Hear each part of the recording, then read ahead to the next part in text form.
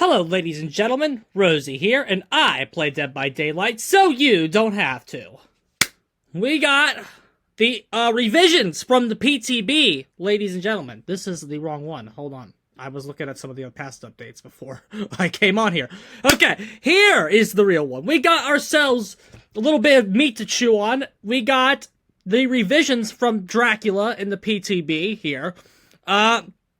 So I thought we would take a quick look at what these assholes shat out for these revisions, and we will go ahead and move forward. First of all, the negative here, just to get that out of the way, because most of this is actually okay, but none of the perks were changed at all. I was hoping that flashbang change would not make it into the game, but alas, they're going through with it, so enjoy getting flashbanged by Swift over and over again. Now, it's not, like, that big of a buff from what it is right now, but, like, it is still annoying to see fucking Swift perks and shit that is actually really good at high level receiving a buff for absolutely no reason. Again, more proof that MMR is absolutely fucking gone from this game, because if MMR was actually being used for the statistics, flashbang would not be receiving a buff. That is a Swift perk, and a Swift perk like that would not be receiving a buff in any legitimate matchmaking system, further devaluing what is happening in the game right now.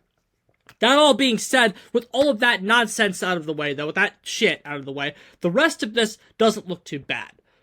Okay, so Doctor and Dredge are getting in untouched from where they are. I'm still excited to try those two characters out. Doctor and Dredge are both receiving buffs. Again, I don't anticipate that they're going to go up on the tier list very much, or like, but the issues that they are hitting are some of the correct issues that they need to hit. In particular, Doctor, who is actually receiving a change that is well needed, where if he misses a static blast, the cooldown is 30 seconds, and if he hits one, the cooldown is 45. So either way, you're getting a static blast cooldown, and you can be a little more liberal with the ability now as well, because its cooldown, if you miss, is very small. Is smaller, much smaller than it would be otherwise. So that's nice. That is definitely nice, and there will be a lot of utility that he has. Dredge, of course, the main standout looks to be the locker speed increase. From the footage that I have watched of the new Dredge, it does look a lot smoother and a lot faster. To the point where people are actually saying that the jump he can make here is actually slightly bigger than we are anticipating. So that's going to be interesting. So, that all being said, though, we got some other stuff to get into. You notice we have not talked about Nemeshit yet, because Nemeshit is getting a bit more, and we'll get to that in a second here. However, before we get ahead of ourselves, let's go ahead and start with Dracula. As you recall from my initial analysis of Dracula, I was actually a little bit impressed with what I saw, and I think he could be an interesting killer. However, that's good that they still took some time to fine-tune up what looked to be some of the issues here. Starting with him, in vampire form, the regular form, they buffed Hellfire. Increased movement speed after casting Hellfire to 2 meters was 1.48, about another half a meter. Changed decreased Hellfire charge time to 0.9 was 1 second. That might seem very small, but any decrease in value they give you to charge time is very significant. That 0.1 seconds will be the difference between you hitting somebody and you missing somebody. And they gave him some various add-on adjustments. With the justification that Hellfire attack proved to be useful to PTP, we fine-tuned the charge time and movement speed to make sure to accentuate the positives about it. So again, a good ability. Very nice that they actually gave that slight adjustments, because again, it didn't look perfect. Like I said, it looked reactable and everything. And even with the 0.9, it will still likely be a reactable attack. But again, the fact that he can still throw out that pressure is better than not having the pressure. So, again, I don't anticipate that it's going to break the form or anything, but it is still nice to see the fine-tuning happen there where it needed to. Bat form did not receive any changes, but that looked to be the form that was working the best, so that is expected. However, they took a harder look at the fucking wolf, which it was very clear. If you were watching the PTB, I don't know if I said this in my video at all, I can't remember. However, I know in my Discord server, I said the very next day that the more you watch, the more that wolf looks to be the weakest form. And they have seemed to agree with that analysis. So they touched off wolf a little bit more than the rest. If you recall what the issues were wolf form were slow, that was the first thing. It was moving at 110, which was very, very noticeable and very felt. So their first thing that they did was increase it to 115, like it should have been. The wolf form was not special enough to deserve 110 movement speed. The power was not special enough to deserve any 110 special treatment. So they went ahead and upped that to 115. Great. The haste set ords will increase it to 4.8. So that's what you get there. They reduced the cooldown of the pounce to 20 from 25. Anything is helpful. Again, not going to do much, but again, it's okay. However, the biggest bump is colliding with the wall or obstacle during the first hit of the pounce will no longer end your power because that seemed to be an issue. Navigating through corridors, like I said, I remember in my video, I said turning with it seems to be an issue, and just kind of tight, difficult spaces. Like it seemed to have very limited utility in those narrow spaces or things where you had to make a turn. Now, wolf form doesn't seem to be horrible, because apparently it has hug tech. And if it has hug tech, it's usable. So, but the fact that they're they're cleaning it up here is nice, because that did need some fucking shit cleaned up. So, another thing that they did, I think, they did not say anything about actually reducing the collision window. But maybe they shadow tweaked that? Fingers crossed? Probably not, though. But the fact that they are looking at the wolf form, that was the weakest form by far. So the fact that it got some adjustments to at least get it in a state where it can come into the game a little bit more usable, that's something. I mean, it's not nothing. All in all, like I said, Dracula was already a more solid foundation to build off of. Like, a lot of these times when these killers get in the game, they fucking blow ass. So that's why you have to give them 65 changes when they come into main game. So if you're used to that pattern, this might look a little underwhelming, but I promise Dracula was a better foundation and a better cast to work from than a lot of these other shit killers that have come out where they've needed like 65 changes to get them in a playable state. I think Dracula will be playable, come out, potentially even a decent character. So I'm liking what I'm seeing from him. So it's good, and I'm glad they fine-tuned some of the stuff instead of just leaving it because he's good enough. They fine-tuned him. Nemeshit. If you recall, I was very disappointed with the Nemeshit change because that was fucking nothing. So that was nothing. Let's be honest, that was nothing. That was not going to do anything for him beyond like some very slight niche interaction usage. I believe, based on what I looked at it, I think if you hit a survivor and then hit a zombie with T-virus sample, that could get you into tier 2 as well, based on the math there, because like it's one zombie and then the T-virus sample upped it to 100%, so that's 3 zombies to hit tier 2, and the survivor's like what, 3? But I don't know. So I think based on the math I did that was an interaction that would be changed. But again, that doesn't help the Nemeshit. That doesn't help him. The Nemeshit's the power is still very not good. The tiering system, as I said in the last video, needs a complete and fundamental overhaul. However, that is a direction I do not believe they're going to take the character. So what they actually did for him here, they acknowledged that the changes they made that helped him get up and running at the start of the trial. I still would like to actually see that in practice a bit more, but many felt like he could use a little more. Yes, he definitely needed a little bit more than that. Another issue with the Nemeshit right now is that, yes, his tentacle in tier 3 does have more range than Alien's tail. However, it's not by much. It is not by much. It does not have enough range on it right now to justify it being Xeno's, like, being in that same niche with Xeno. There is no reason to play Nemeshit when Xeno exists. If you want a power like that, Xeno is the way to go right now. So their response here, in order to buff Nemeshit to give him a niche from Xeno, they increased tier 3's tentacle strike range to 6.5 meters from 6. That makes it have even more range than Xeno's tail. I as an advocate for this character am very interested now to work with that. They also decreased the successful tentacle strike cooldown to 2.25 from 2.5. Now, that's honestly good already, 2.5. So the fact that you get an even little bit more cooldown reduction combined with more range, your lethality in tier 3 is about to go up. It's about to go up. Because you have a better cooldown than Xeno, I believe, and you now have more range than the character as well.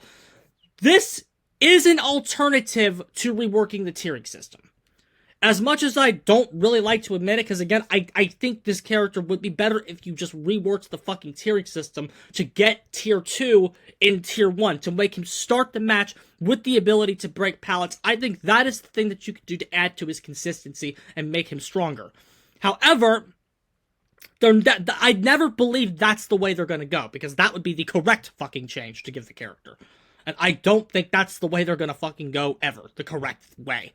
But they did hit the correct thing on Doctor, they're hitting the correct thing on Dredge, so it is good to see them actually realize that Nemeshit was getting neglected. Of the 3 character changes, his was by far the worst.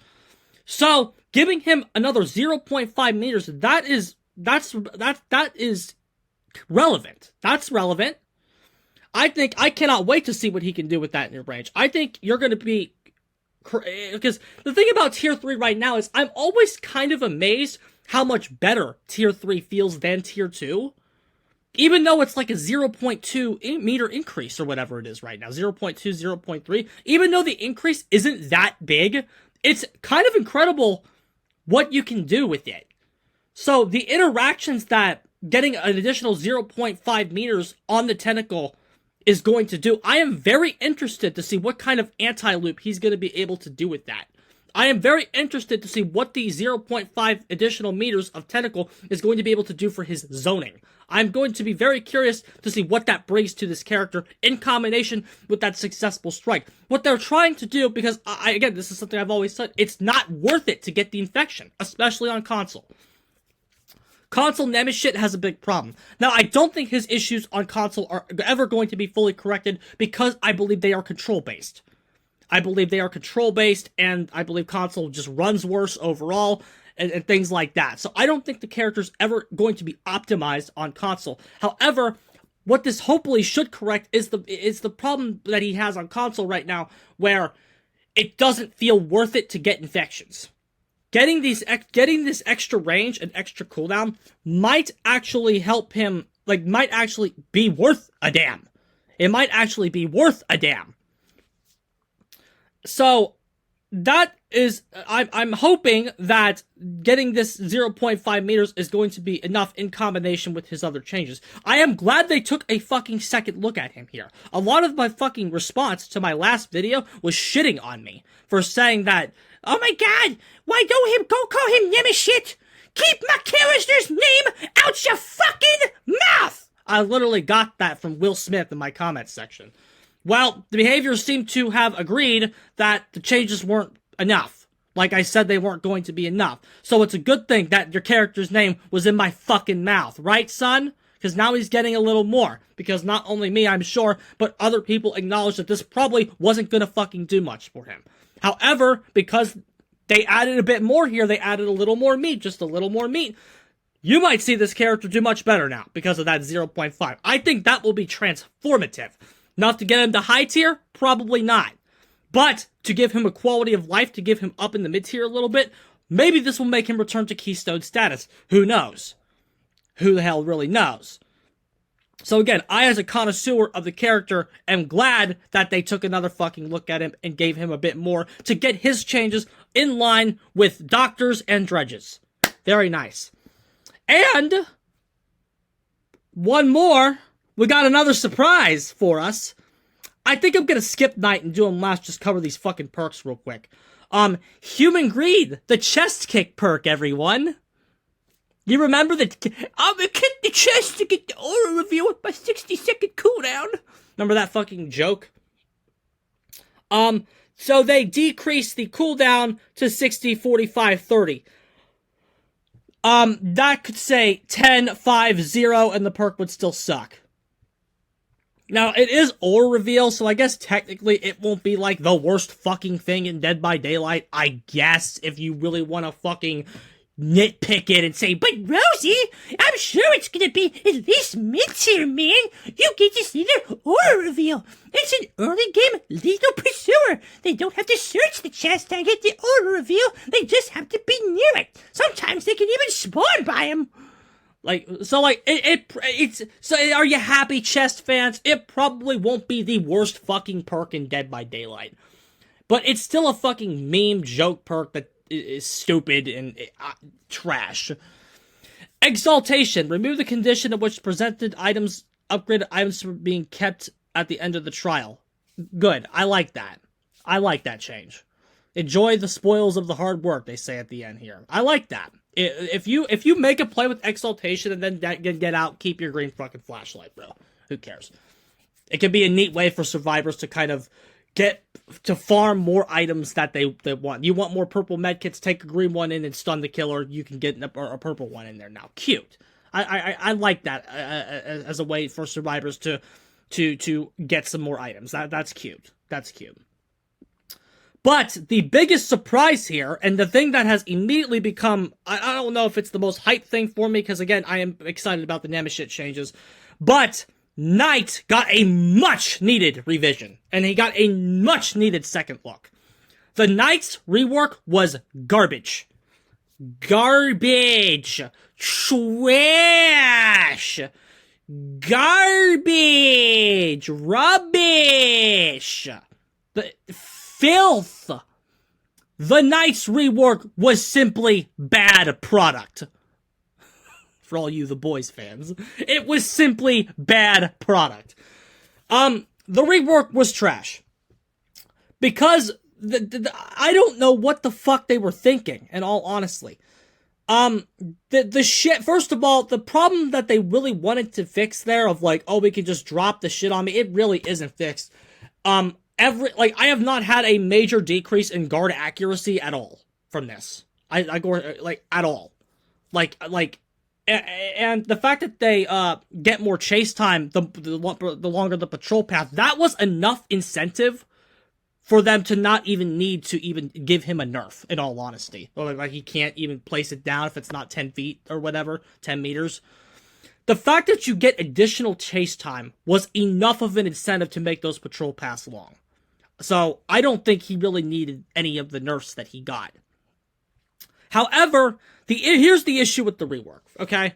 First of all, they swapped Carnifex and Jailer's chase time around, okay?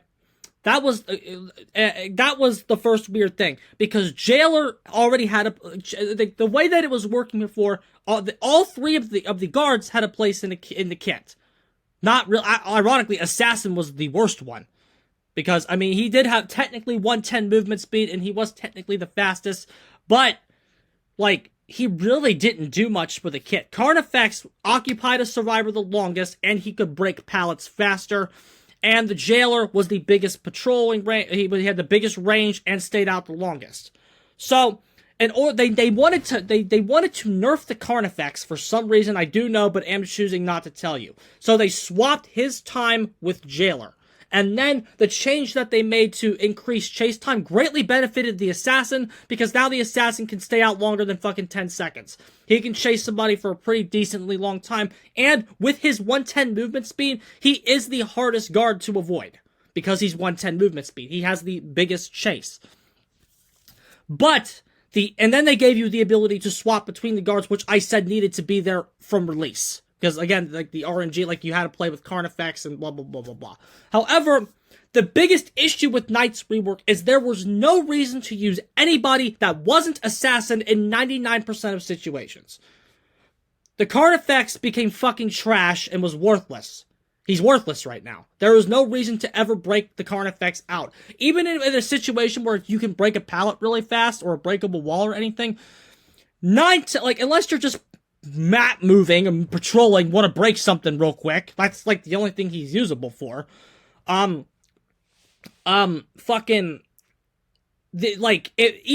at those pallets, getting a patrol path with Assassin or Jailer is usually the better play anyway, because you can force them off those loops without having to break the pallet where they're just going to read it and transition anyway. Getting an Assassin on them is usually the best play. Again, it's the best play.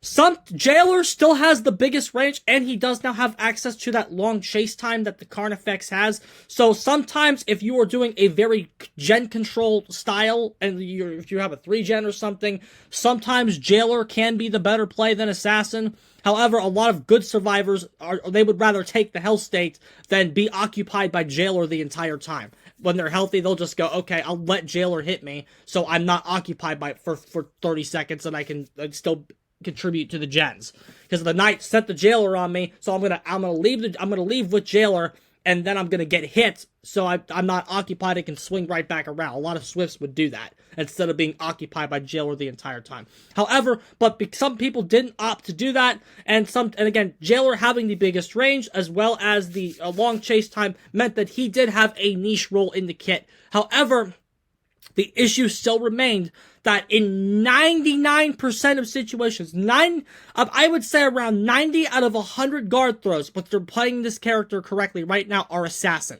Because Assassin is 110, Assassin chases the longest and has the most potential to do something for you when he's on the board. So ironically, they reworked that, changed the worst guard into by far the best one in a very unhealthy way, because the other two just don't really have a place in the kit. Because when you want to do anything, you are using Assassin. I believe on the last time I've played Knights, I used Assassin literally the entire time for like 3 hours of play straight.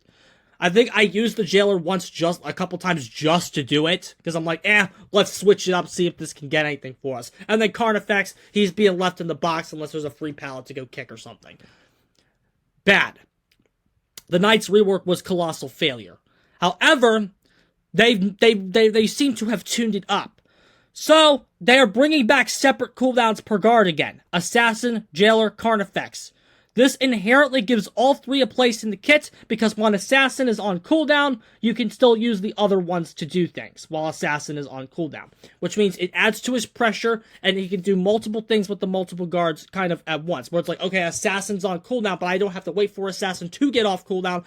I can send out a different one while he's on cooldown.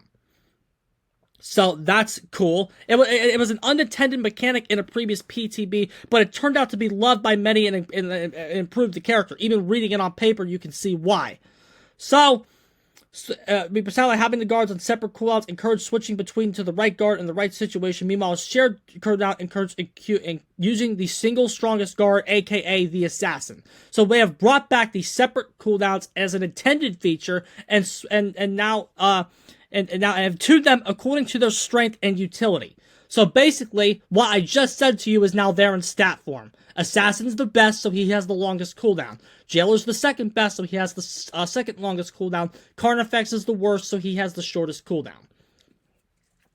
And if one of the guards is out, you can also send out another one. This buffs the Jailer and the Carnifex. Well, this technically buffs all of them, but as Jailer here has really helped, because now you can send out the Jailer, and then once you feel like you need a different guard, while Jailer is occupying a different one, you can go, okay, now I need Assassin, so Jailer, you've done your job, get the fuck out of here, I'm gonna bring Assassin out now to go pressure this guy. That's gonna make Knight smoother, it's gonna make him better, and it's gonna make his ability to hit the board and control it much better, especially in those late game situations.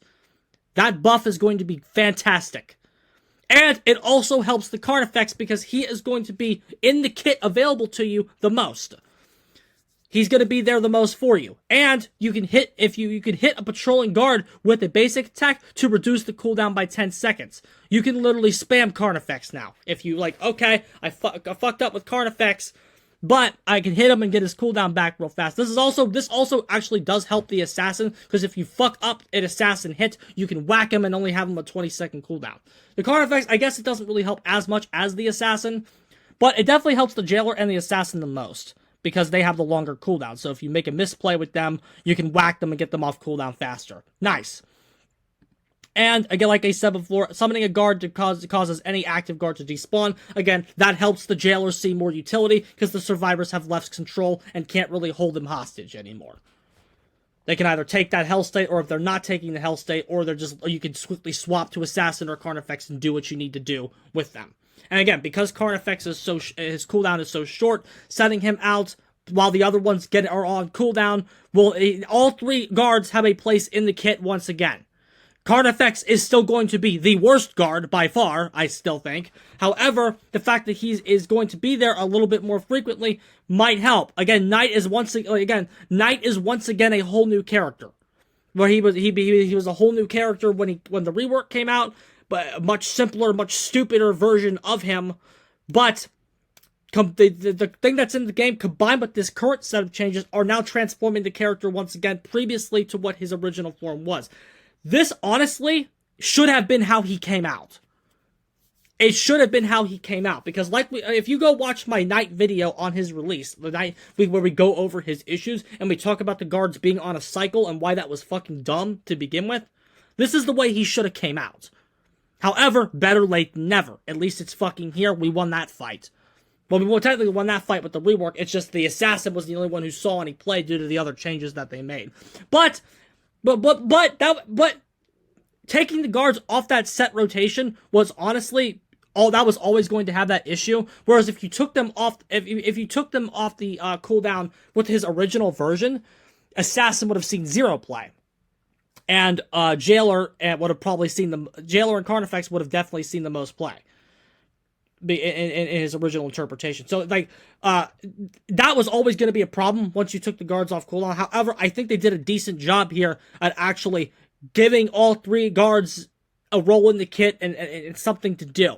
They all have something to do, even if that's just being available because the other 2 are on cooldown. Even if that's all their role in the kit is.